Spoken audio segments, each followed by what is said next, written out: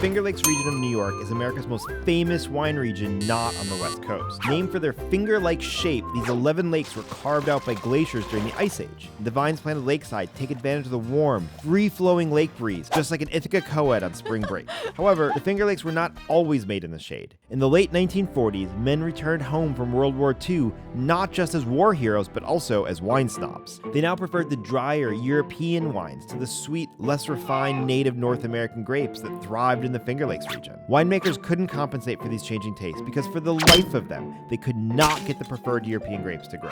Luckily, Dr. Konstantin Franck swooped in the 1950s and saved the Finger Lakes from disappearing into obscurity. When everyone called him crazy for saying he could grow European grapes in North America, he gave his critics the middle finger leg and set off to change the region forever. He correctly assumed that the cold climate of the Finger Lakes was the same as the cold climate in his home in the Ukraine. As the song goes, if he could make wine there, he could make wine anywhere.